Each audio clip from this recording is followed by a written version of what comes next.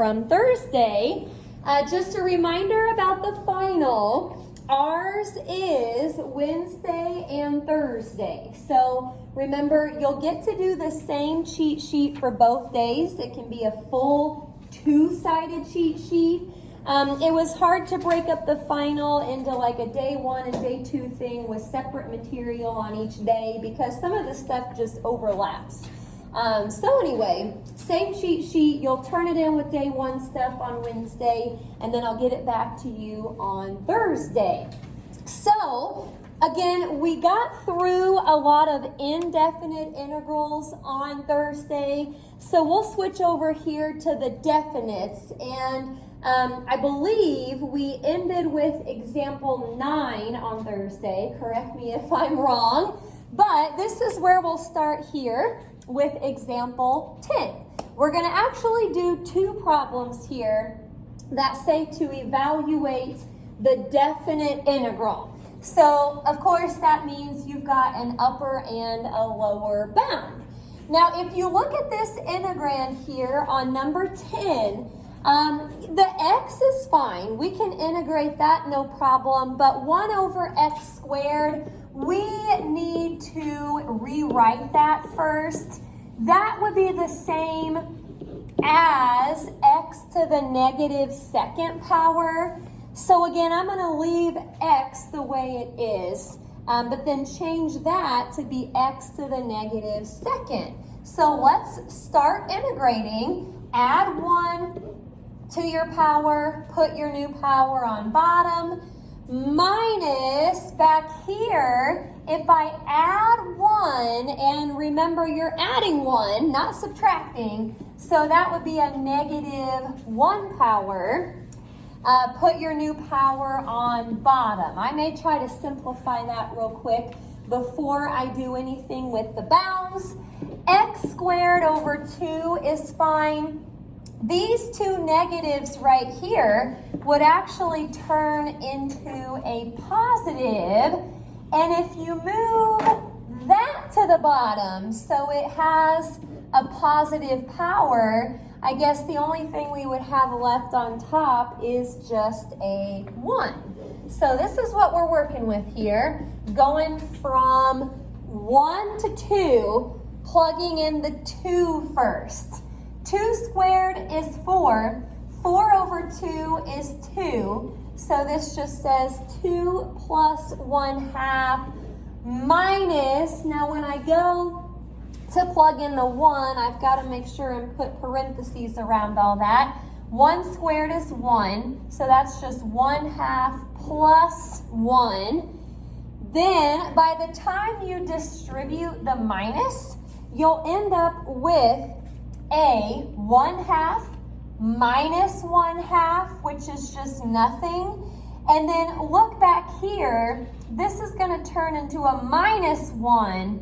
2 minus 1 is just 1. So that would be it for number 10, going from 1 to 2. Okie doke. Again, stop me if you have any questions. I'm going to just keep on going here through just some different types of review problems. I think the next one is still a definite integral, but it's with a trig function. If there's one like this on the final, you'll get a handy dandy to use. We'll probably need that here in just a second. So number 11, integrating from pi over 4 to pi, it's 2 secant squared of x dx. Now, for the integration, actually, everything is fine. Let's leave the 2 out front. Now remember, on your cheat sheet, which you use for both days, just be sure at some point to put all of the trig stuff on there, including the derivatives, in case you have a u substitution thing with trig. We're doing integration here, and actually this works out pretty nice. When you integrate secant squared, it just turns into tangent. And now all I have to do is plug in the bounds. So this will be 2 tangent of pi minus 2 tangent of pi over 4. I'm going to grab handy dandy real quick here to look this up and that. I'll leave the 2 out front. Using the table, tangent of pi is just 0. So that's nice, I guess. Tangent of pi over 4 is 1. So this is like taking just a 0 minus 2, which is negative 2. When we started talking about area and all that, we didn't want negative answers. But this problem doesn't really mention the word area, so we'll just leave that the way it is. Okie dokie. So definite integrals, got a couple examples of those. I'm going to go ahead and this is kind of in the wrong order, I guess. If you look at the outline, the next thing is the free-falling objects. We'll get to that here in a minute. I'm going to jump down past that and try an example here of a sigma notation problem. It's got the fancy looking E. I equals 0 is the lower index, is what we call that, and then 5 is on top. It's 2I plus 1. Now, there were 2 different types of these problems, by the way, and I think it's kind of listed on the outline like that, writing and using sigma notation. This is more of a using type of problem. You could also have something where they give it to you expanded, you have to get it back into sigma notation. That would be a writing type of problem. But basically what we do here is we start with the lower index. It's kind of like a lower bound. Integration, we plug in the top number first, but not here with this stuff. We're going to plug in the 0 first for I. Then I'm going to add up a bunch more stuff here. I'll probably run out of room. I may have to go down to another line. But basically, you plug in that lower bound or index first, and then every number in between 0 and 5, all the way up to 5. Let's keep going. The next number up would be 1. The next number up would be 2. I'm going to have to finish down here. Then I'll plug in a 3. Then I'll plug in a 4. And last but not least, I'll plug in a 5. Oh boy. Well, let's see what we get. 2 times 0 is 0. 0 plus 1 is 1. This would be 2 plus 1, which is 3. 4 plus 1, which is 5. We get down to, this would be 6 plus 1, which is 7. That'll be a 9. You can see the pattern. That will be 11. By the time you add all of that up, I think you get back a 36. So that again is a using sigma notation type of problem. The other type here would be if I gave it to you expanded like that, and then you had to get it back into sigma notation. You just kind of have to work backwards. Okie doke. I'll keep on moving here. Again, that was actually the last bullet point in chapter 4, but I still need to talk about the free-falling objects. You don't need to copy this slide down because this was actually on the paper that I gave you Thursday. Wasn't quite sure how far I would get in one day. So this free-falling stuff here is on Thursday's paper. So is one more thing that we'll talk about today. But anyhow, in your notes from this lesson, you probably have 2 sets of formulas. Feet per second, meters per second. You don't need meters per second. All you need is the feet. So what I have on here and what I printed for you on Thursday, those are the formulas that you'll want to put on your cheat sheet. We've got velocity, and remember the V sub 0 is initial velocity, and then height. So T is time, V sub 0 again is initial velocity, S sub 0 back there would be the initial height. We're going to go through one example of a free-falling object type of problem here. If you want to copy that down, you can. There's probably a problem like this in the recommended review. I can't remember, but we'll at least try one here together. So number 13, a ball is thrown upward from a 200-foot building with an initial velocity of 20 feet per second. How high will the ball go? Couple things that they're giving us up here.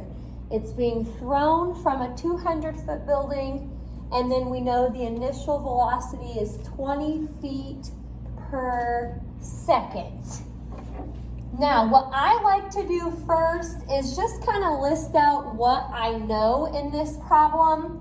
Since it's starting at a 200-foot building, I would say initial height is 200. That's again just kind of where it starts.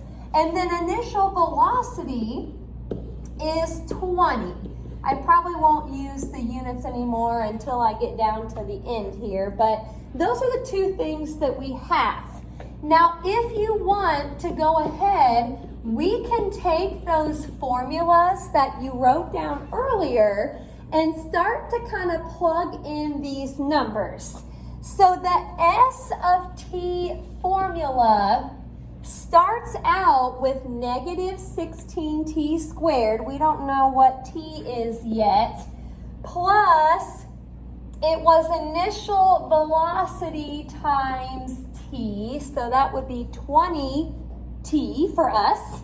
And then plus the initial height, which is 200. Okay, velocity, what did it say? Negative 32t, which we don't know yet, and then plus initial velocity, which is 20. How high will the ball go? By the end of this problem, we need to know what the height is. Remember, S of t is like your height formula, but I can't use this yet because I don't know what t is. What we're going to do here is we're going to use this velocity down here to help us find t. So remember what happens with the free falling stuff. You know, it's thrown up in the air. When it gets to the maximum height, which is what we're trying to find here, there is no more velocity. Velocity was a combination of speed and direction, and once it gets way up there, it's not going up, it's not going down, it's not really got a velocity. So we're going to set that velocity equation equal to 0, and we're going to solve that for t. And then basically once I get this, I'll just plug t back into the height. So 20 divided by 32 is 0.625. So not even a full second. But let's go ahead and plug that in. Negative 16 times 0.625 squared. I'm taking this number right here and I'm plugging it in everywhere I see t in the height equation. So 20 times 0.625 and then plus 200. Really, there's not a lot of calculus here. The calculus in this problem is sort of done just with those formulas up there. So I'm typing this in, plus 20 times 0.625 plus 200. I got 206.25. And if we're talking height here, then that would be feet. Keep in mind the initial height was 200, so it didn't really go up a whole lot further. Maximum height was 206.25. Any questions about that? A lot of good cheat sheet stuff here. Now I think that the next thing we're going to do is talk about some chapter 6 stuff. Chapter 4 was pretty big, and again, that's kind of the reason I didn't tell you exactly what's on day 1, exactly what's on day 2. It kind of overlaps. But as far as chapter 6 goes, if you look at the outline, there was 3 main things: finding area, disc/washer, and shell. So what I've got up here right now is, again, something that I actually gave you on Thursday, kind of going back and forth here. But this was the last slide copied for you on that paper from Thursday. Area between 2 curves. Too fast. There we go. I'm printing that out for you so that we can save some time here. You don't have to recopy it all right now. And so you have it to hopefully put on your cheat sheet later. The main idea with area is the setup right here. It's always top minus bottom.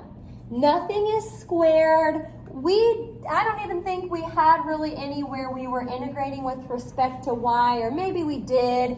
But I think for the final, as far as the area goes, it's just kind of with respect to x. So let's try just one area type of problem here, and then we'll go back and review the disc, washer, and shell methods. Okay, I shortened up the directions just to make it short and sweet. Sketch and find the area. Keyword area. We're not doing volume. We just want to know what the area is. Okie doke. So y equals negative x squared plus 2, and then y equals 1. Keep in mind this is multiple choice. So as far as the graphs go, I mean, I'm not really going to be giving you points, I guess, for the graph because it is multiple choice. I really just want to know what the area is. But I think it's very helpful to draw the graph so you can see what's on top, what's on bottom. Now, the second equation up there is an easy one. Y equals 1, just horizontal. Now, that's not too bad either. It is a parabola shifted up 2 and flipped upside down. So actually, as soon as I draw those next couple points, I can see that this is what I'm finding the area of. Okie doke. So again, just making sure that I set this up the right way. We are integrating with respect to x. So use the x's here for your bounds. This would be from -1 to +1, and it has to be top minus bottom. If you look at this shaded region right here, top is negative x squared plus 2 minus bottom, which is just 1. So that won't be too hard to figure out here. I'm going to simplify this a little bit. 2 minus 1 is 1. So it just turns into negative x squared plus 1. Let's go ahead and integrate. Add 1 to your power. Put your new power on bottom. If you integrate 1 with respect to x, that's just x. So I'll plug in the upper bound first. 1 cubed is 1, but then I have to make it negative. Okie dokie. Now when I plug in the negative 1 cubed, because you have to do your exponent first, negative 1 cubed is negative 1. There's another negative though, so that actually, for now, turns into a positive 1/3. And instead of putting plus negative 1, I'm just going to put minus 1. Okie doke. So you can type this in if you want to. Just remember to distribute. I'm typing in negative 1/3 plus 1 minus 1/3 plus 1. And it's like a 1.3 repeating. So we'll just go with 1.3-ish units squared. 4/3 if you want to do a fraction. Okie doke. Not sure how the choices will be, by the way. They might be fractions, they might be decimals. If they're fractions, you can just go through and divide them out and see which one matches your decimal, if you got that decimal. Okie doke. Now, disk method, again, you don't have to recopy this right now. This is the first thing on the paper that I gave you today. Just kind of a summary of how the disk method works. If you revolve around the x-axis, integrate with respect to x. If you revolve around the y-axis, integrate with respect to y. So you'll have to watch your bounds. You'll want to make sure and put pi out front. And those functions are going to be squared. That's how the disk method is set up. Okie doke. Something else to keep in mind here, the representative rectangle. So it says with the disk method, the representative rectangle is always perpendicular, so it forms a right angle with the axis of revolution. I'm going to also talk about the washer method here real quick, which again is on the paper. But if you draw that rectangle and it's not right up to the axis of revolution, not adjacent to it, you'll do the washer method. So still, if you go around the x-axis, you integrate with respect to x, but because of the gap, it's a little bit of a different setup. You do top function squared minus bottom, or I think we kind of called it like outer radius sort of minus inner. With the y-axis, you're looking right and left. So again, all of that is on there for you. I want to go ahead and try an example, just one, and then we'll switch to the shell method. But we'll have to figure out here if it's disk or washer. It just says use the disk/washer to find the volume around the x-axis. The example we're doing right now is around the x. I'm not saying that's how the final will be. Make sure you also maybe put an example going around the y-axis. Okie doke. So here's what we'll do. Number 15, y equals 2x squared, x equals 3, and y equals 0. Okie doke. You'll have room on the final to draw a graph. Again, it is multiple choice, so I'm not really grading the graph, but it does help to kind of see what's what, especially with these volume problems. Now I'm thinking this is a parabola with a vertical stretch of 2. Also, I see x over 3, or x equals 3, not x over 3, x equals 3. So that kind of tells me I'll probably have to go out to 3 on the x-axis. If you put in, I may go ahead and make that a vertical line. This is horizontal. If you plug in a 0, let's say right here, 0 squared times 2 is 0. I kind of know that I need to go all the way to where x equals 3. So think about plugging in a 3 right here. 3 squared is 9. 9 times 2 is 18. So I'm just going to fib a little on my y-axis. And there we go. That's our bounded region. Now remember, we're going around the x-axis. Our rectangle for the disc / washer needs to be perpendicular to the axis of revolution. So since the axis was horizontal, the rectangle needs to be vertical. Now question, now that you see the axis and the rectangle, are we going to need disc or washer? Disc, because the rectangle is right up to the axis of revolution. So disc method. We're going to have a pi out front.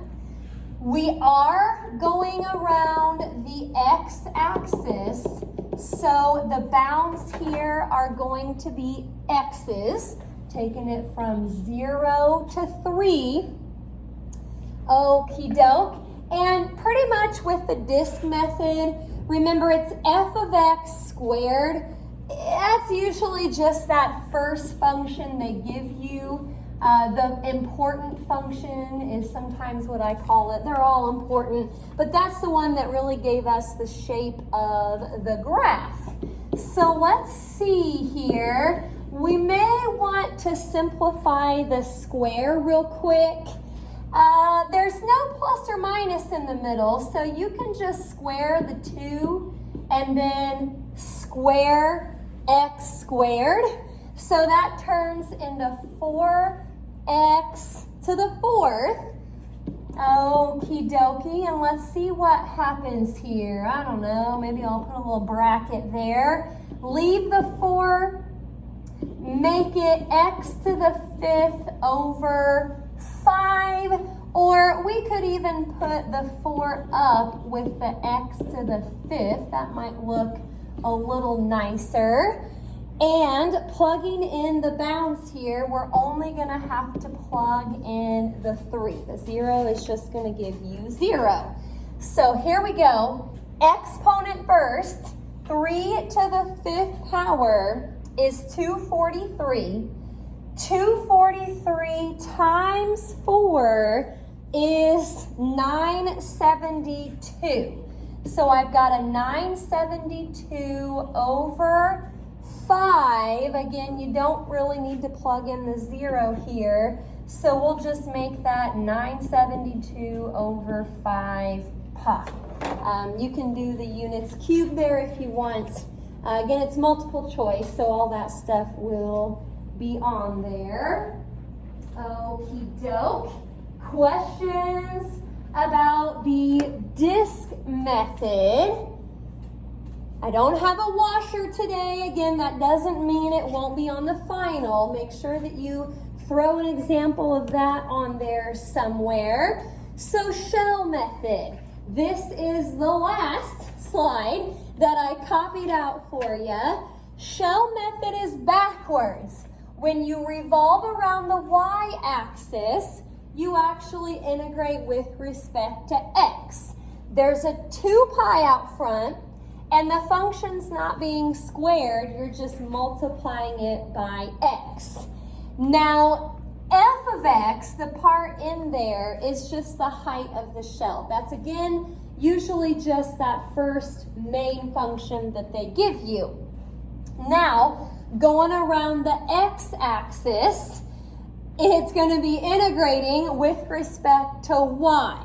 Now, the f of y here, remember, when you revolve around the x-axis, the shell is kind of on its side, so the height of the shell is a little bit more difficult to figure out. You'll have to take the right side of the graph minus the left.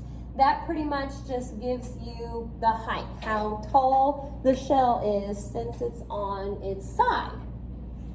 Okay, again, all of that is on the paper, so I'm not going to leave that up for too long. Representative rectangle is parallel. Yet another difference between the shell method and the disc. So let's try one last example together here using the shell method. If you want to shorten up the directions, that's fine. Just make sure that you have down that we're going around the x-axis. That'll be important for when we go to set up our integral. Going around the x. Okie doke. So number 16, last one here, y equals x squared, x equals 0, and y equals 4. Again, I'm going to draw the graph so I can see what's going on. X equals 0 is vertical. Y equals 4 is horizontal. So I've got the easy ones. Now that's pretty easy too.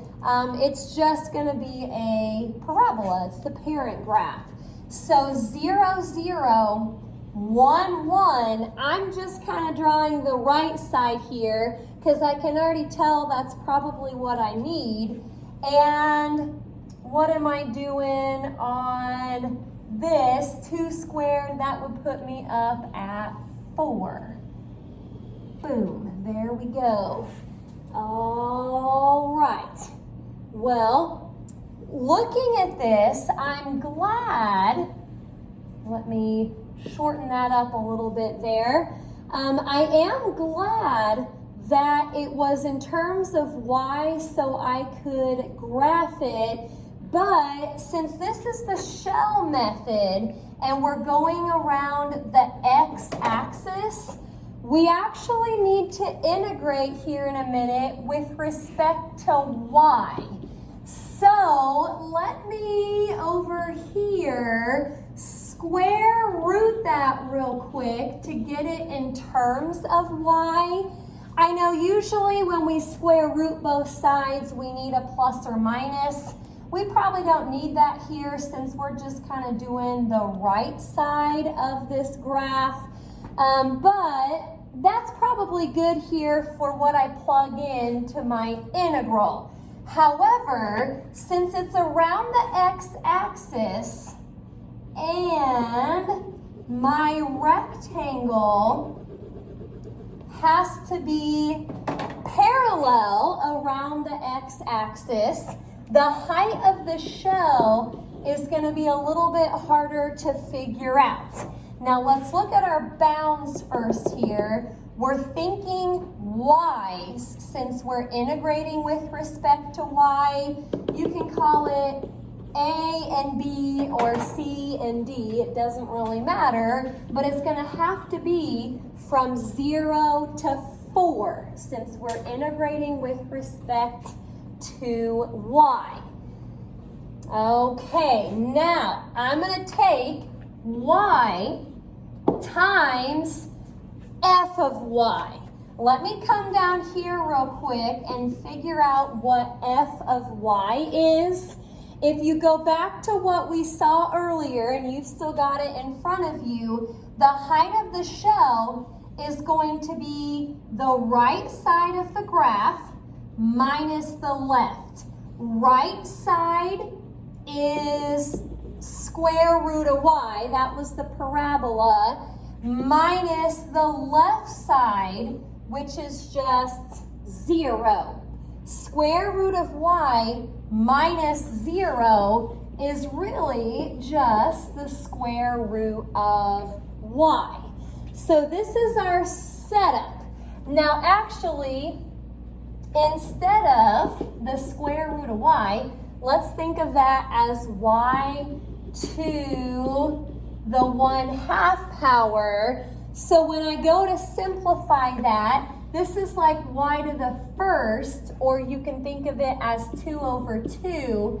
So y to the 3/2 power is what we're going to use to integrate.